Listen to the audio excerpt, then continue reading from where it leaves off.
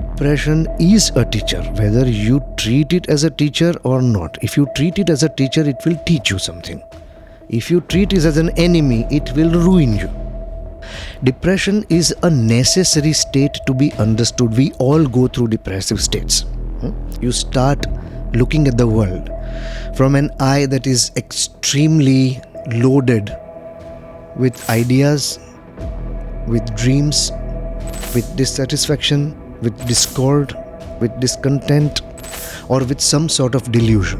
When that happens, stress is what one perceives, feels. Why is meditation important, more and more important in today's time? Is because you don't spend time doing nothing. When you can spend time doing nothing, in void, in vacuum, and become friends with that low RPM of the mind, then there will be no cases of depression being treated medically. Look, the greatest of evolutions of the mind, the greatest transformations of the spiritualists, the saints, happened in states of severe depression. And depression will come and go. If you don't let it go, where will it drag you? Into the deeper pits of depression. This is how the mind is. That the point is not to run away from stress and depression, rather keeping it, the devil needs to be controlled, and the devil needs to be used as friend rather than running away from it. Equanimity is what Gita says. Yoga also talks about samatva. Samatva is equal state of mind. Awareness of your mind can only be the stable factor in entire lifetime. Nothing else will ever be stable. Phoenix bird, the whole idea of the phoenix bird, the story that the bird burnt down to ashes and then rebuilt itself from the ashes. That story of phoenix bird is not a mythological story. It's a scientific story depicting the capacities of your own mind.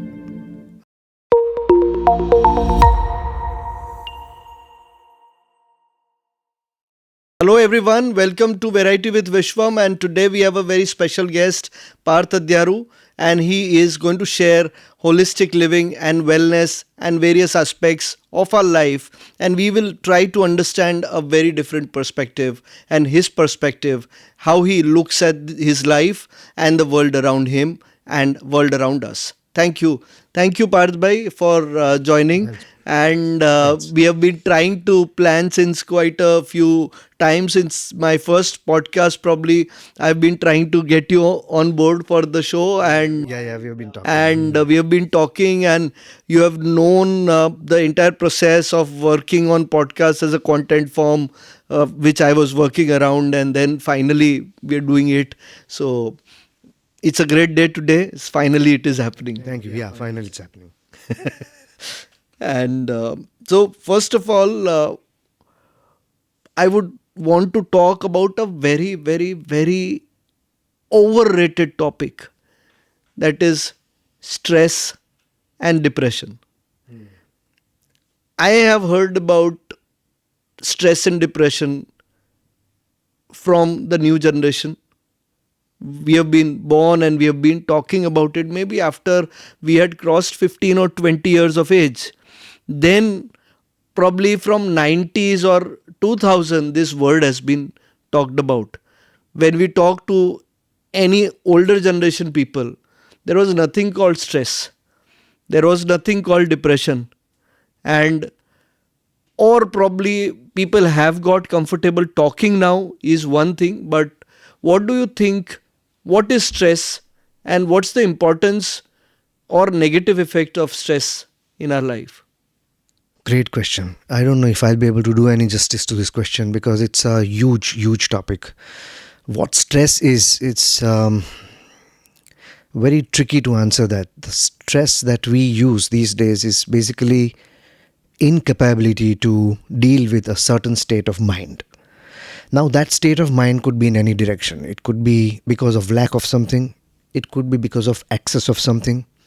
It could be because of dissatisfaction about things. It could be about self-image. Wherever there is a rift in between what is and what you want, that generates stress. It's usually the reality versus the dream.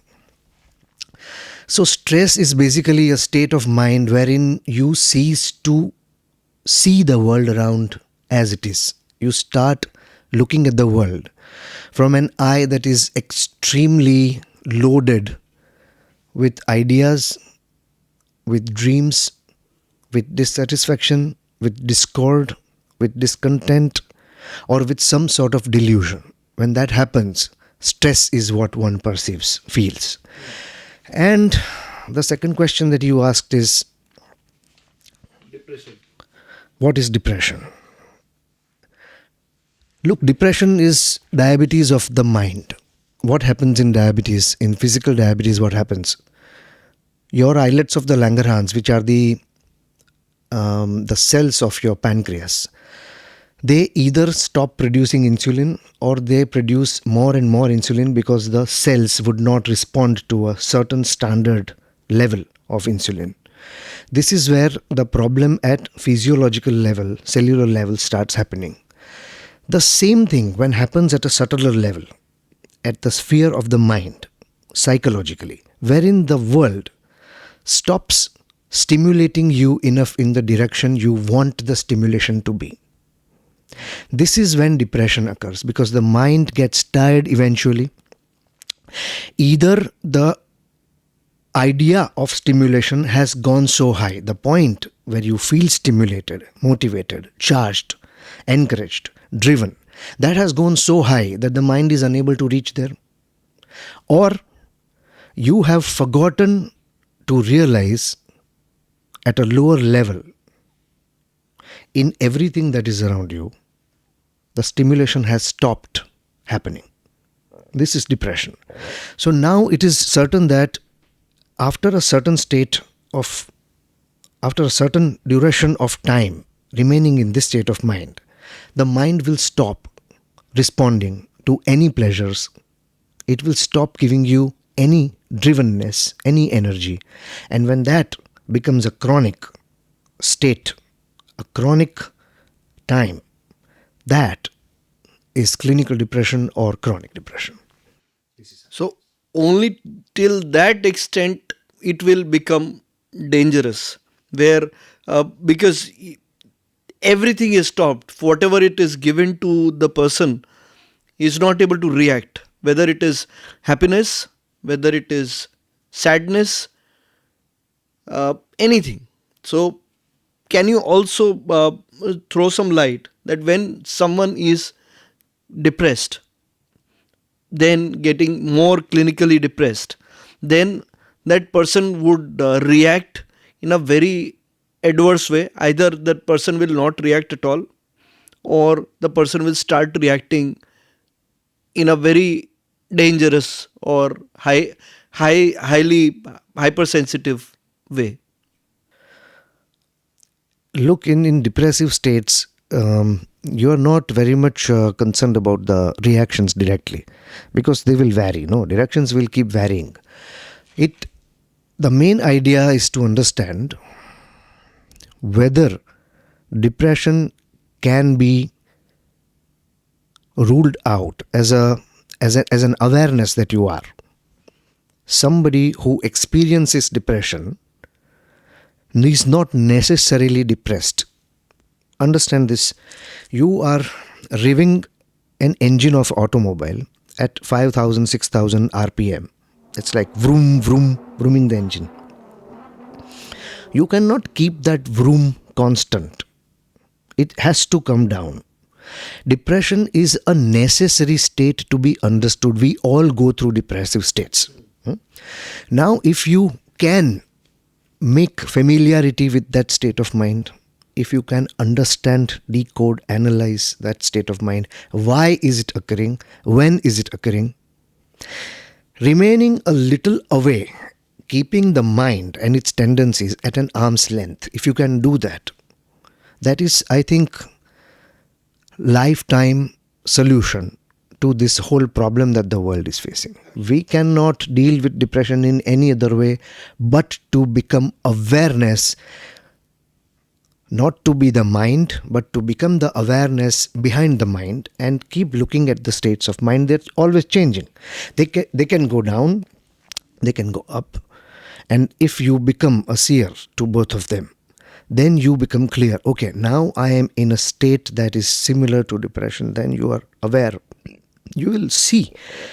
And when you see, the behavior of the scene changes. You are, for example, the car, you are revving the engine, and the revving has to come down. And when the revving is down, you have did it with an intent. Here, at the mind level, most of the times people get hooked on to that 5,000, 6,000 RPM. They don't want to slow down. One day, the mind gets tired. The brain and its biochemical, the biochemistry of the brain starts changing because it will not respond to that level. Now you have become tolerant to a certain chemical state, which was earlier stimulation to you. Now you are becoming tolerant. You need more and more and more, even at that level. So now you are not getting enough stimulation in that chemical picture. This is what you can see if you are aware of this issue. And if you can start seeing this every time, that is why meditation is important. No, why is meditation important, more and more important in today's time, is because you don't spend time doing nothing. When you can spend time doing nothing in void, in vacuum, and become friends with that low RPM of the mind, then there will be no cases of depression being treated medically. You can treat it with yoga, with meditation, with tantra, with so much. We are only using exercise. For today, what's happening? Everybody is talking about exercising being the greatest antidepressant. That will also stop.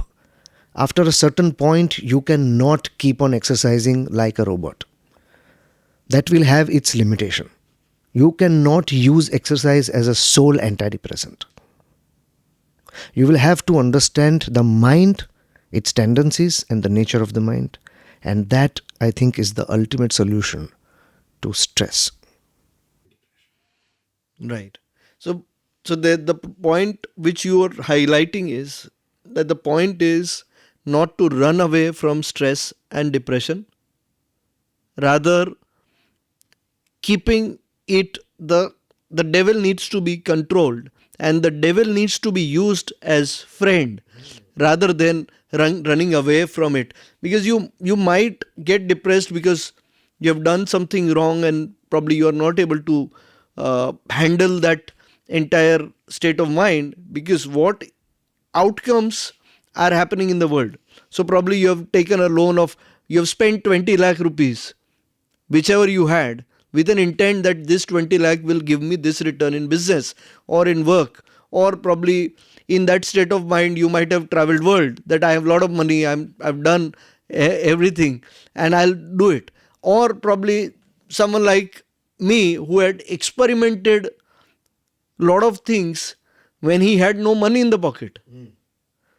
And or someone like me on a different stage where, because I got into that depression, I was able to handle the second chance which I was taking. So I was more prepared, my capacity to handle depression will lead how happy I will live later on. So Precisely said, depression, if used properly with awareness, can turn the tables. It can change the way you think, act, and succeed in this world. Look, the greatest of evolutions of the mind, the greatest transformations of the spiritualists, the saints, happened in states of severe depression. They were in depression, they locked up themselves, they got isolated, and by that way meditation happened because they embraced the vacuum, they embraced that change, although the expression of embrace was not very welcoming. They isolated themselves to handle the situations or to handle the states of mind. And then what happened? enlightenment happened. Enlightenment happens when you use these repressive states, or even stress for that matter. In both the states, you can use that immense energy towards enlightenment. And here, enlightenment does not mean becoming Buddha, but overcoming the great hurdle that pushed you inside the doors, that pushed you away from the society, pushed you away from a scene, a situation. You gather the strength intellectually, mentally, physically, and you strike back. This is enlightenment. Yeah, you probably you go weak, strengthen yourself, and then come back where you are able to handle things in a better manner. Yeah. So now, if you think that you are going to a medic, you are going to a psychiatrist, you are going to a healer, are you looking at that therapy as a therapy? No. We have become so much afraid of this word, stress and depression, that most of the times we take it for granted that now I have to remain on a therapy, now I have to remain on drugs, now I may not be able to do certain things, now my physical characteristics will change, my capacities will change, whatsoever beliefs are going around. If we go to a medic, we go to a psychiatrist, we go to a healer, yoga, wherever you go, you use it as transformative temporary therapy. If you have that clarity, we get afraid. Fear has been so generous these days. Fear is at everybody's place. In every pocket, in every mind, you see fear. There is nothing to fear. Depression is not to be feared. Stress is not to be feared. And because of this fear, we run about in haste. There is not much time. You can just leave certain things and be on your own and just try to figure out what's happening with your mind, what's happening with your life. Just wait. And if you can do that, I think you will have to not go to any medicinal therapy, any hypnotherapy, nothing. Your mind has the self-program, self-capacity to heal and strike back. Phoenix bird, the whole idea of the phoenix bird, the story that the bird burnt down to ashes and then rebuilt itself from the ashes. That story of phoenix bird is not a mythological story. It's a scientific story depicting the capacities of your own mind. Let it happen. Right. So probably stress and depression is something which is there in everyone's life. Whether you embrace it or not, it's going to be there. How you handle it is the key to it. Suffering is inevitable. Certainly it is there. Right. Now, coming to the next part is due to depression and stress, we find an easier way out. Someone would get into, say, consuming alcohol. Someone would get into consuming fitness. Okay, you will go crazy behind one thing. So over consumption, because you think that this is going to handle it. Physically, whatever exercise a body needs, it needs. But how much a body needs exercising, and how much a mind needs exercising, and how much a soul needs exercising. At the same point of time, we talked about fitness, we talked about alcohol. I mentioned about alcohol or drugs that is overused because you think that this is going to solve problem. But actually, nothing else is going to solve the problem. You yourself, your mind is empowered with the strength to solve the problem. But you will have to figure out that I'll have to allow the mind to find a problem and then solve it. Because right now we're just saying that stress and depression is a product of something wrong done by us or people around us. So we hold them responsible. But that's something given by the God. The way life is given, stress and depression is also an equal important part. Yeah, certainly it is a form of energy. Same way happiness, same is being shant. All the states of mind are like that. They come and then they go. Hmm? No state of mind can remain permanent unless you have achieved a certain clarity. Even then, the states of mind are still volatile. But then you have developed a certain understanding and tolerance towards them. So they don't bother you. Otherwise, if you look at the mind is like that. The nature of the mind is not to remain at one place. The nature of the mind is not to remain in here and now. That's the nature of the mind. And intellect has been put over it. वेदांत में मन बुद्धि चित्त अहंकार ऐसा चार बताया वेदांत में. Man is your mind, which is Right. vikalpatmika, which will keep on generating options. Ah. The Sanskrit word for mind is vikalpatmika, the one that will keep on generating options, vikalpa. Right. And for buddhi, the word is nishchayatmika. Buddhi wants to constantly judge and put things, label them, put at a specific place. Judge, analyze, label. That's what buddhi does. This is a constant fight in between man, buddhi, chit we will not touch right now because it's a little tricky, and ahamkar is your self-ego, which is the sense of becoming a sense of being separate entity, a different entity. You are a different entity. You are an individual, but you still are exactly the same. We all are built. What you want is what I want and what everybody wants. There is nothing new that anybody wants. It's from very limited subjects or objects that we all want. So mind, if you understand, will keep on rotating in these 16, 17 vrittis that are described in detail in Patanjali Yoga Sutras also and somewhat in Vedanta also. And Buddhism has gone in much detail that the mind goes into, but then it's a subtler difference between the tendencies. For example, anger comes and goes, joy comes and goes, sorrow comes and goes, depression also comes and goes, stress also comes and goes. If you let it go, if you cling on to it, then it will not go. Certain things will go. For example, you cling to joy. Joy will go and you will also go along. Where? In the pits of depression. And depression will come and go. If you don't let it go, where will it drag you? Into the deeper pits of depression. This is how the mind is. You understand that these 16, 17 moods, jealousy, desire, all of these tendencies, they will come and go, come and go. You become the third person. You don't get involved. You look, your mind is now jealous, your mind is now angry, your mind is now joyous, your mind is now irritated, your mind is now shrewd. You see? Right. So we can also use depression or stress as a training teacher.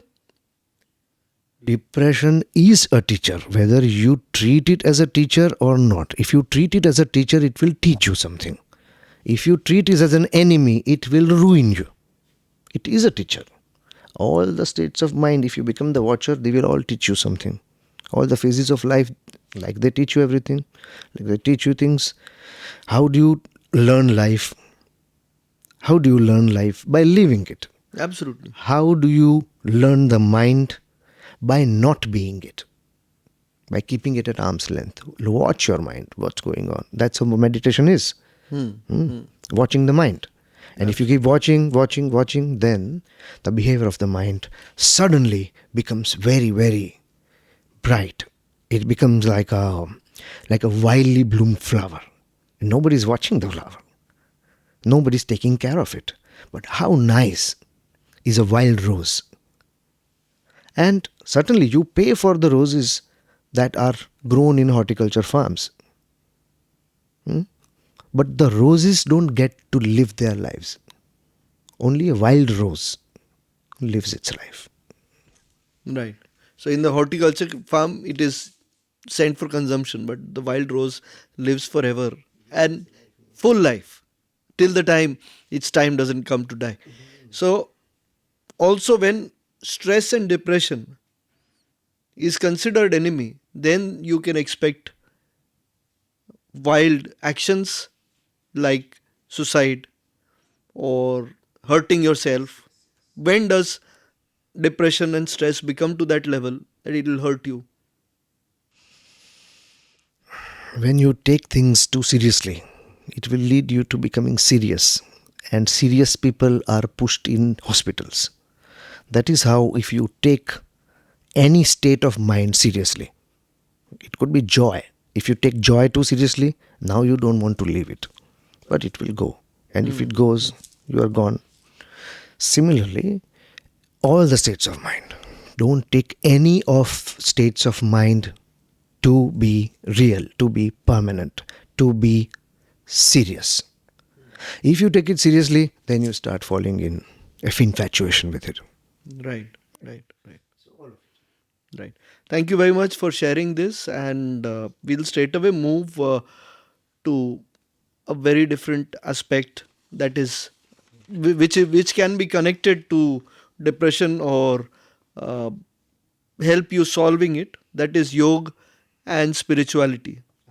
How is yoga and spirituality, or probably I will put it the other way around. So probably in Adhyatma there is spirituality. In music there is spirituality. So is spirituality involved in everything you do, or is it a way of life? The word spirit, which means no form. A spirit does not have a form. What is a form?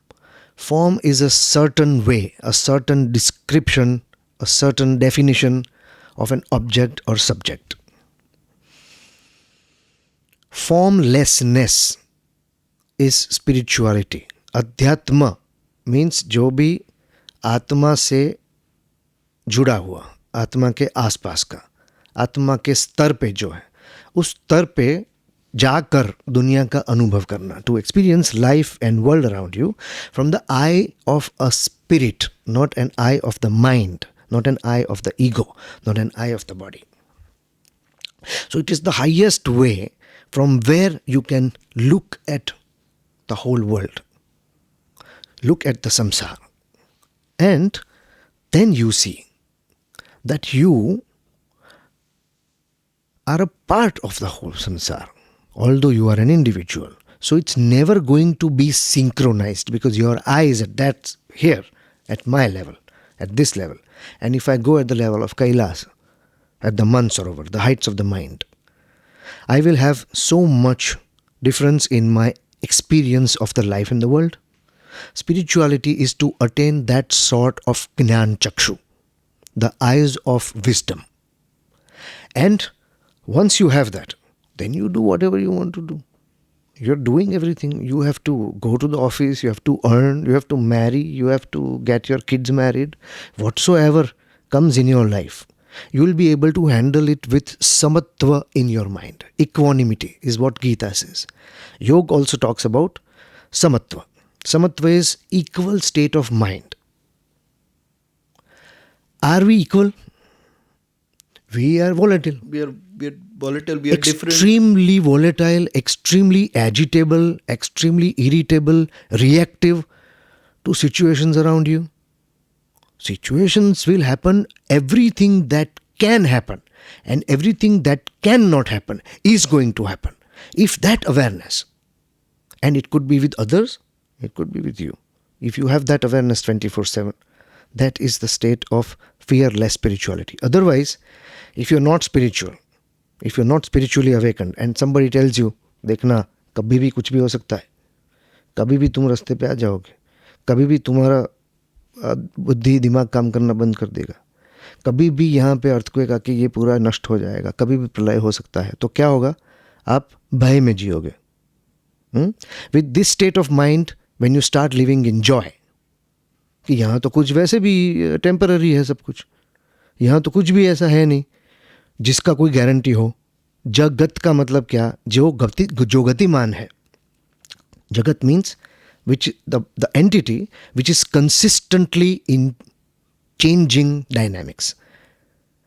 Now in that Jagat, if you are trying to find stability, it is impossible. And with this state of mind, this awareness, if you can maintain 24/7, and remain in bliss. That is the spiritual way of living. Then you do everything, whatever is necessary, whatever comes your way, you do. Usually, it has been told to everyone, get stable early. Everyone knows. Probably they don't know. So that's why they're saying get stable. So it has been told that you find your what you are supposed to do in this life at the age of 18 without any training, without any guidance. And it is told by people who are not completely guided. I am not doubting the intent of someone who is saying that get stable. Be composed, or probably their way of saying is that you should be consistent in your efforts or something like that, and get stable and start earning an X amount or something so that you can carry your life well, or you reach to some place. So for probably a billionaire's son to get stable would be to make money in that context. For a rickshaw driver's son to get stable would be to make 20,000-30,000 a month. Or a doctor's son to become a doctor again and be stable would be making lakh or 1 lakh or 2 lakh rupees a month, and then he is considered to be stable. Is considered to be stable. He does not experience stability.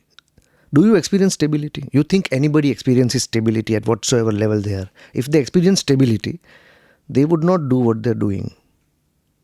Lack of stability is you constantly strive for, in name of stability, what you're chasing is a carrot that you will never be able to catch. You keep running after the carrot. Stability can only be understood if you understand Dharma. Dharma is the axis on which the whole existence, what is existence? Your existence from your I, from your experience, existence. If you understand Dharma, then awareness is stability. Except awareness of your mind, Chitta. Awareness of your mind can only be the stable factor in entire lifetime. Nothing else will ever be stable. You will see, and you know it within, that you, no matter after achieving your goal, after achieving your dream, you don't experience stability even for 5 minutes. Then there is next thing immediately coming. That Immediately there is something next, some other challenge, some other turning point, some other milestone in life, some other whole new direction. Unexpected things happen. You don't experience stability that way. But what I see stability as, that's just a perspective which I'm sharing. You can share the views on that. So, if I can keep myself stable when the life throws roses or life throws the spears, or the life throws fire, or the life throws rose petals or lemons or anything in the life, I will, if I can stop being less reactive to anything what world is saying and only listen to myself and be composed, that is where my perspective of stability is. You could say that, but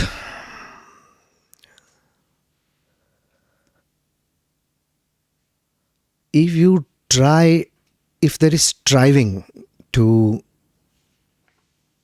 remain stable, then you are still your mind.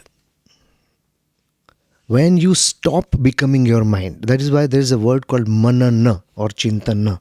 Manan means to not become the mind, to dissociate from the mind totally. That is manana. Jo tame manan karo, then what happens?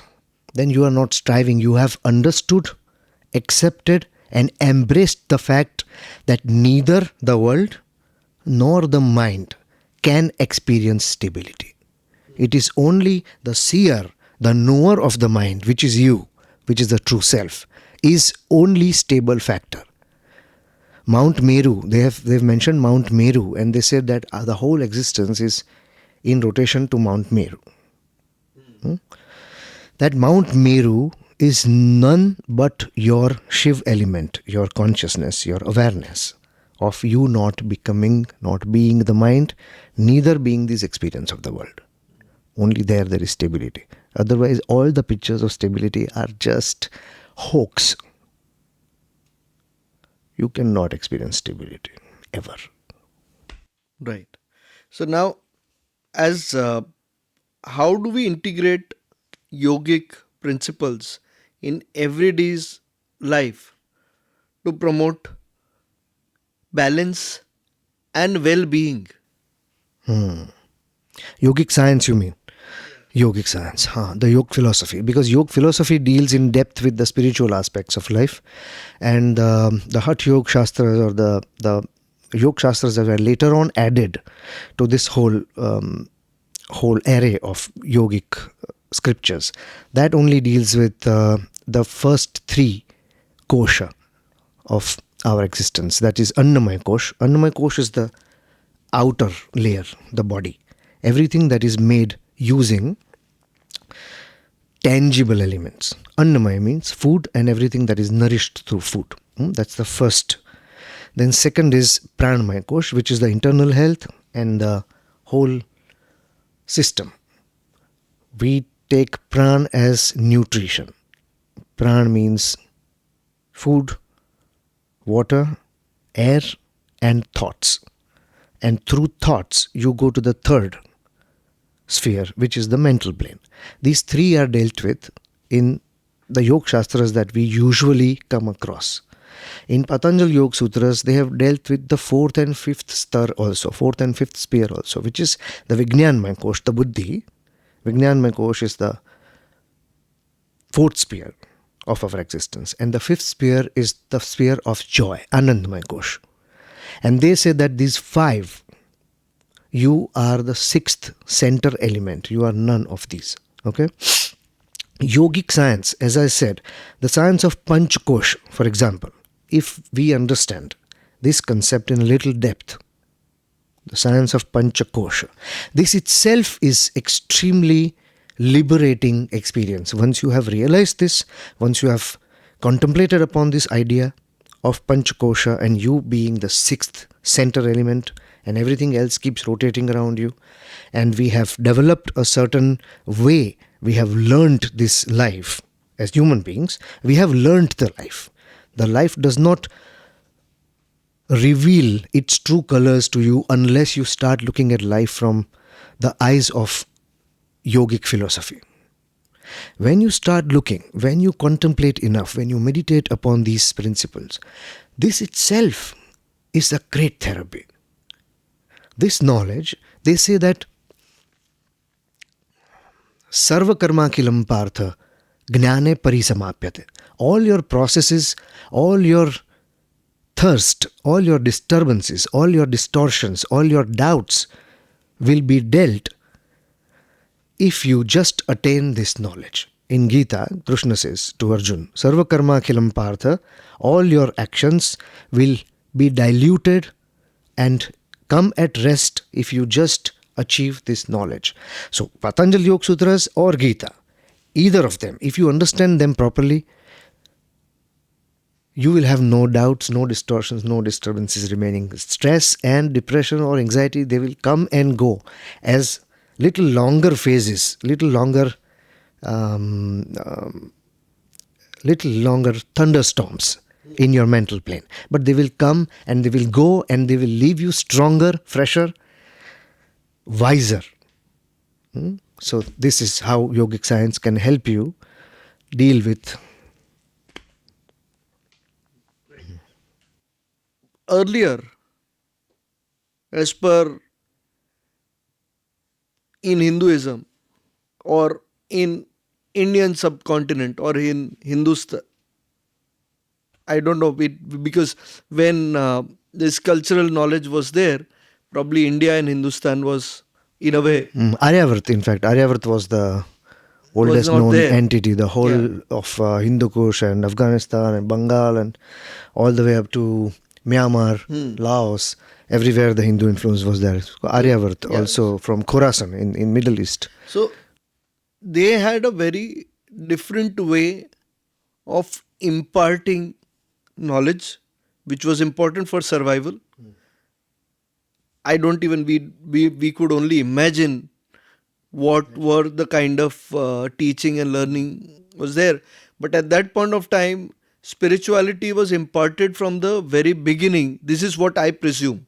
I cannot guarantee because I don't hold that kind of any knowledge, or it is not that someone has come and told me in the years that, oh, this was there, kind of. But people who have researched, people who have gone a little deeper to find out what was there or not. So in today's way of education, we have probably in some years or few say 100 years or so, we had completely lost to a great extent. The processes were there and we got influence in terms of the Western world because of the British had been ruling, and there were a lot of other religion wanting to promote different way of education. So we had lost and we have probably misguided and confused generation, and we have lost a lot of things. But still there are few people or few parts of society, they know it, or probably they have continued the transfer. But at great level, transfer has been lost. The knowledge transfer had been reduced. So do you think that current way of living and the system is, as because it has lost the past knowledge, whether it was Hindu way of living or Hindu influence, or in Greece, when you talk about in Greece, they had very structured way of learning, or probably they were still continuing the ancient practices, or the practices which were roots. So did they have more importance to spirituality given, or what was the importance given then?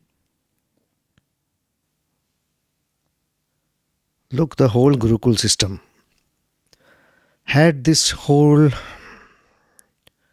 yoga, or the way of teaching them was such that all the processes of yoga and all the processes of spiritual practices had been the part of their standard curriculum. It was not dealt as a subject spirituality, but they got through certain processes which were a part of the teaching system for every Gurukul almost, in a certain geographical context, or with respect to certain gurus.